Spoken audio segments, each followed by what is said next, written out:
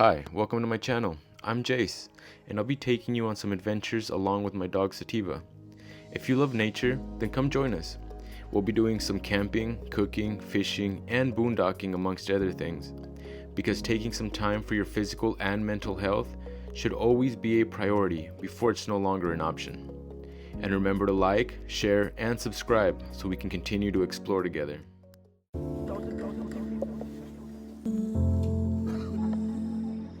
Hello and good morning everybody. We're starting the day off here at the border of Mexico and Guatemala. This white obelisk is the actual divider. You can see down by the lake that there's a long line of dividers, but this is the line. If you see here to the left, we got a Guatemalan flag, obelisk, and then Mexican flag to the right. It's pretty much open border crossing here, so you can do some shopping. Today we're going to be visiting all the little markets, see if we can pick up any souvenirs for the family.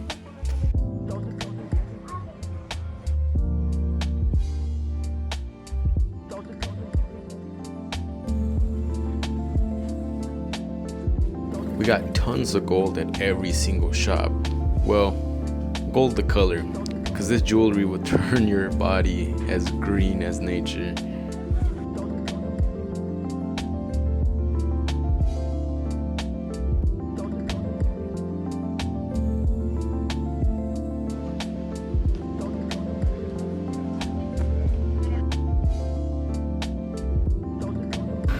This is the main form of transportation here. It's a small little scooter car. It fits about 4 people comfortably. I'm gonna be stopping at this liquor shop and check out some of the locally brewed beers and locally distilled liquors. A lot of these are made by the indigenous people, and we'll be able to check out some of the artwork that's on the bottles. Como que ligerito, algo fuerte o algo ligero. Ligerito. ¿Ese de qué es? Este es manzana limón Manzana limón. y está muy bueno.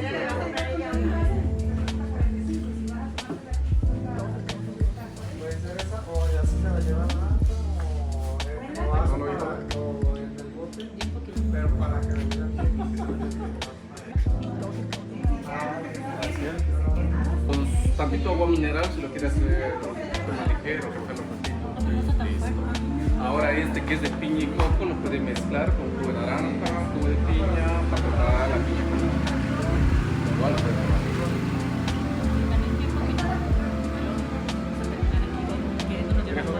Sí, por favor. Piña y coco.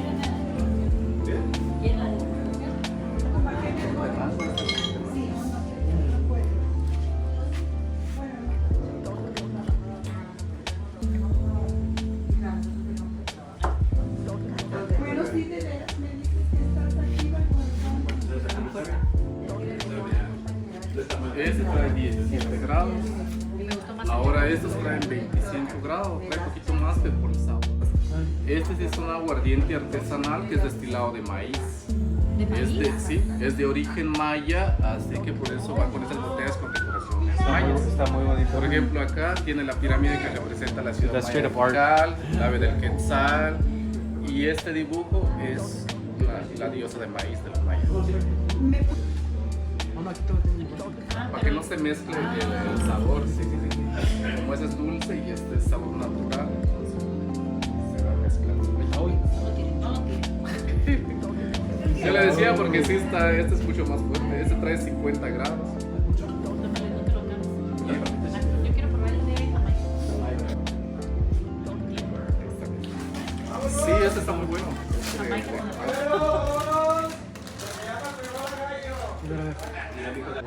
Así está bien. La. Gracias. Gracias, No, les voy a dar su No, cambio. así está bien. Así está bien. Gracias. Gracias. Muy amables. ¿Quieren más? No, estoy acá de tomar. Lo abrimos ahí. Se me hizo muy fuerte. Sí. Yo tomo mucho la Kurs, que es una Si hago muy, son los muy, selfie muy shots. ligera. Pues cuando voy solo, pues voy Como la solo. Tecate Light. Es muy, muy ligera. Pero la quería probar, nunca la había probado. Para cuando me digan mis amigos allá guatemaltecos.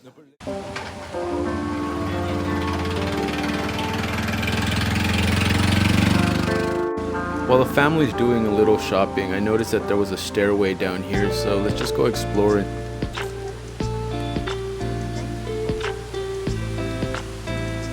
I can hear a body of running water down here, and contrary to TLC's advice, I do go chasing waterfalls.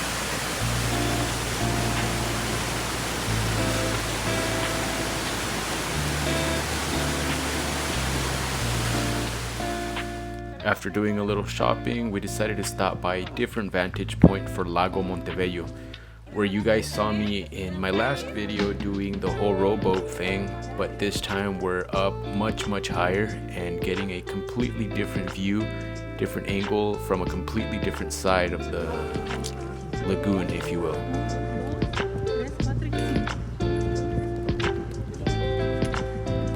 This view is one of the most beautiful things I think of the entire trip so far, and what else can we do but get a much better angle? Let's take the drone up and then down.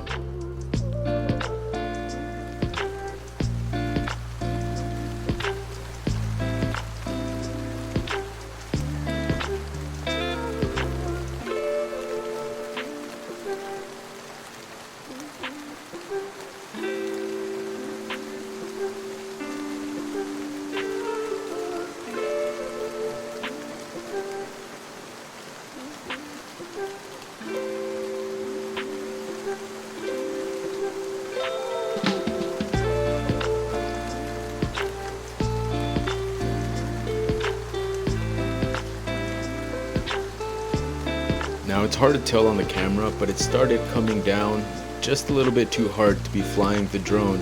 So we're gonna go ahead and head back and go get some food.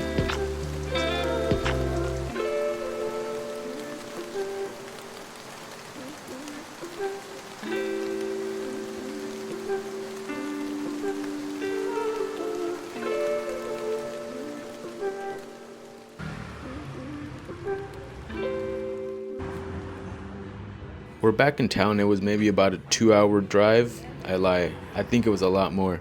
I just don't remember exactly. So we're here at this lovely restaurant called El Chimichurri, and it's got some of the best food in town. So let's go ahead and scope out what we eat.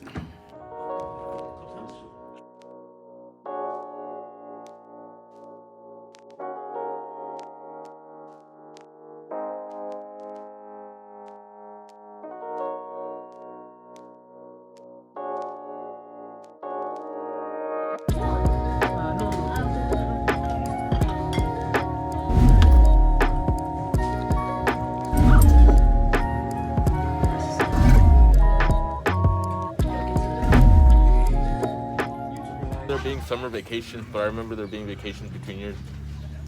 I haven't eaten natural sugar cane since the last time I was in Mexico, so this was a real nice surprise. The stuff you see me drinking out of the bowl is a locally made drink. It's made out of maize. It's similar to what we call atole, except it's drank cold and always from one of these hand-carved coconut bowls.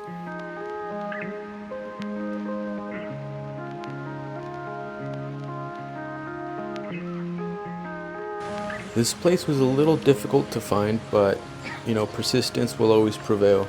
We're arriving here at Cascada Velo de Novia, which translates roughly to the Bride's Veil waterfall. And I'll go ahead and pull up a picture here and show you guys why. I snapped a pretty good one of my sister and her husband.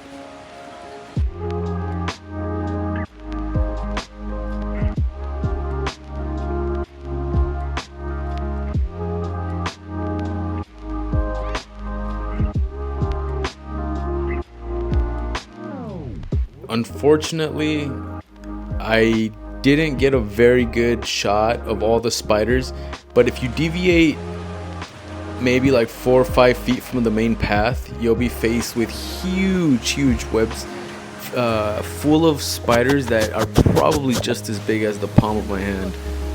Hey, my camera couldn't really capture the picture of the spider good. Yeah, I didn't get very good ones right now. Look. I do not want to be here. Yo, those are huge. But I'm going to stay off of me. Yeah, there's too many people that pass by here. We're not the quick. That getting sketched out.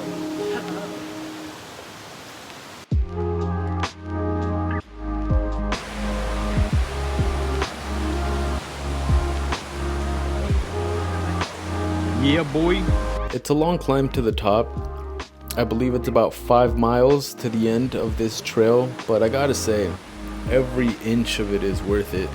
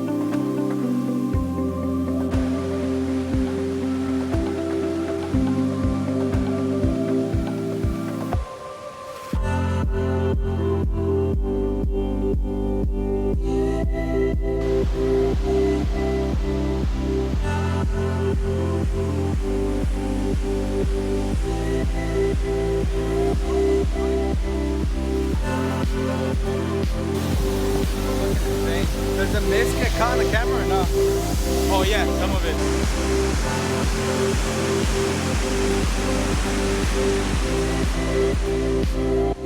Unbeknown to me, this would be the last flight of the trip, for one of two reasons, the second of which you will see later in this video, but the first being that I crashed my drone. Unfortunately, on what was probably the highest, or I should say the tallest tree in the entire area. Not only that, this ended up being on the opposite side of this river that I'm on, and the journey was epic. If you want to hear the story in more detail of how I ended up getting it back, it's in one of my prior videos, but for now I'll give you the condensed version. So like I said, the hike up to this trail was about 5 miles up winding road and thousands of steps. So my journey back, in order to cross the river and go back up the other side, would be even more intense. I didn't want to go all the way back to the beginning, so I probably went down about 4.5 miles until I found a viable crossing point, which was across some trees that the storm had just knocked down days prior, so they weren't the most stable place to cross. Not only that, it was littered with giant palm-sized spiders that I was using a long stick to avoid. I was wrapping the web around and tossing them off to the side.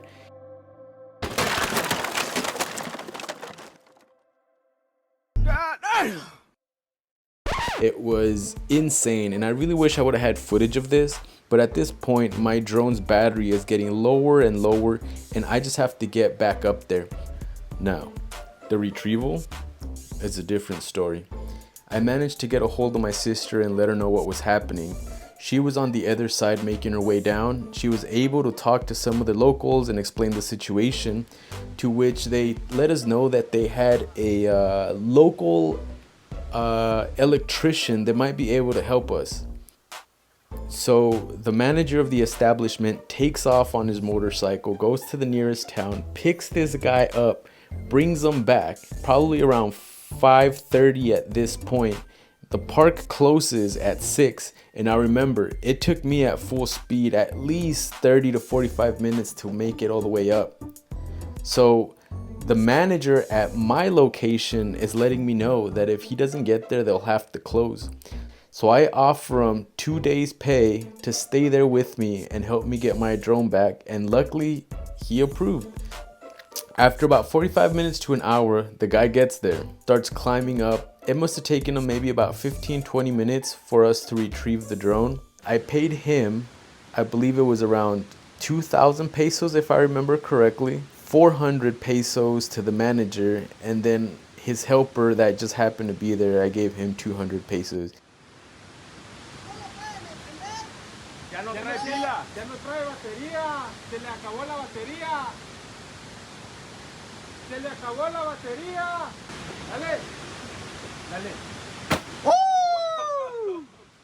But you know, they did me this solid, and I was able to retrieve all these wonderful memories, and at the end of the day, that's what mattered most. The drone could have been wrecked and I would have been fine.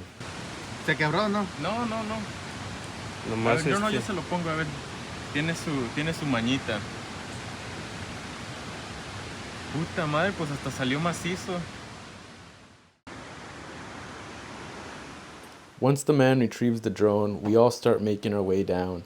And the funniest thing of all this, I think, is I was told this man that just climbed the tallest tree in this jungle to retrieve my drone was an electrician. Now I come to find out he is, but he's a car electrician, and he had nothing to do with climbing trees or anything of the sort. The man just has a pair of balls made of steel, I suppose. After some well-deserved sleep, we start the morning off right with some amazing breakfast at a local shop.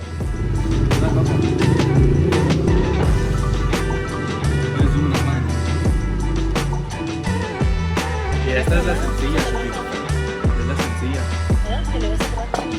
Oye, mira qué grande está.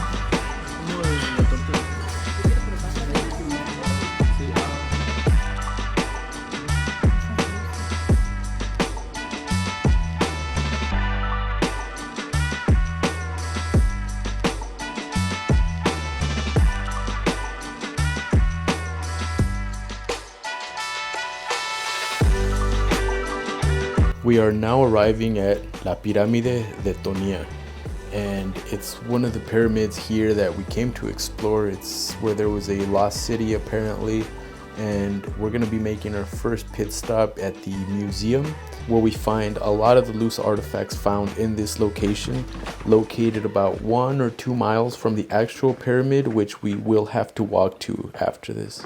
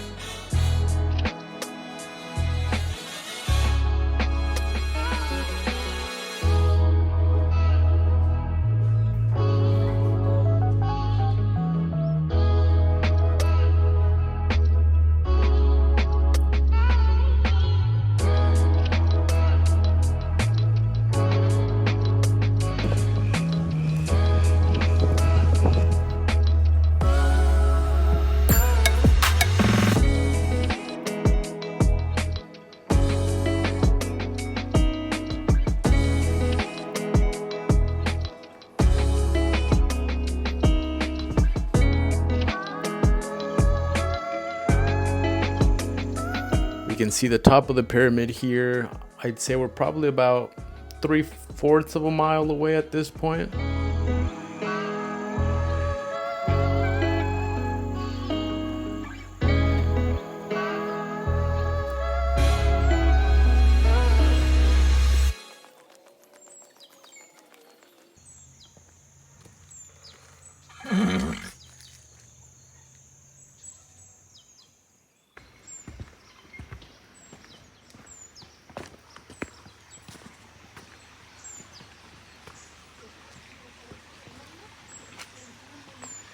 So I just reached the stairs. They're gonna lead up to the pyramids.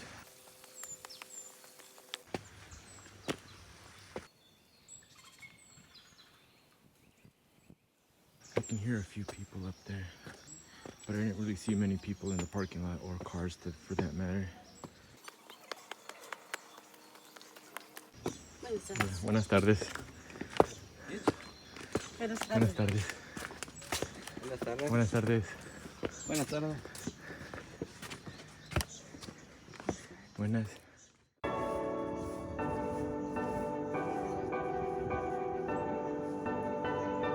We're finally here. This is the plateau where the journey to the pyramid begins.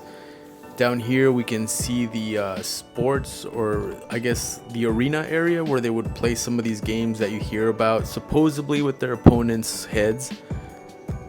But we'll have to look more into that. For now, let's go ahead and get a closer look at this entire area.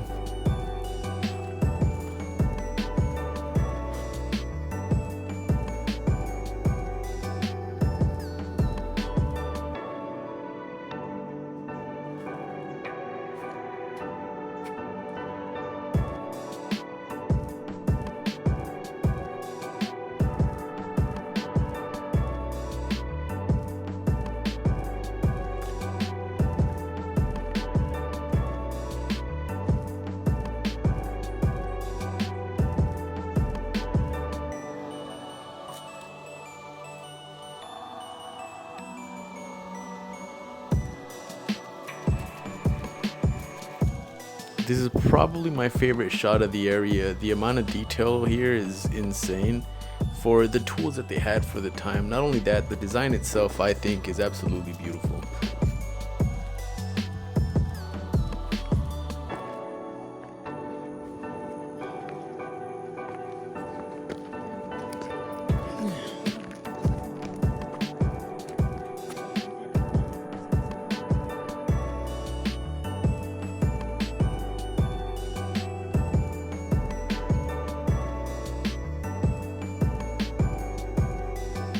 My brother-in-law and nephew decided to stop and grab some food. So meanwhile, I'm gonna go ahead and take the drone up. Unfortunately, the last flight was my last, and you're about to see here as I'm setting up, making sure everything's in order, syncing my GPS. One of the locals in charge of keeping the riffraff out came up to me and informed me that I was not able to fly my drone here. So after a very heated debate back and forth that lasted maybe about 15-20 minutes, where I was informing them that I made sure before coming here that my drone was below the legal flight limit and this was an open area to fly. Unfortunately, you know, I'm not the one that makes the rules, and even though I made sure that everything was in order, he's in charge of making sure some people just don't. So after finally giving me a decent explanation as to why, I went ahead and just packed everything up and decided to go for a walk and cool off. He let me know that the Department of Archaeology doesn't want anyone flying for the moment until they restore certain things. But me being the conspiracy theorist that I am, I think they're definitely hiding something. But that's it for today. Thank you guys for joining me.